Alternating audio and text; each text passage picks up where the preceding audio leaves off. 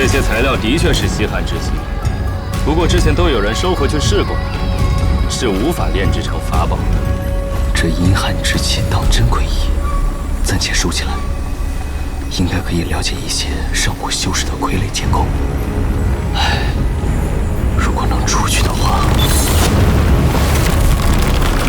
蛮兄的夺天魔功真是世间罕有，若换做其他同阶修士对付这些傀儡，可就多费些手脚了。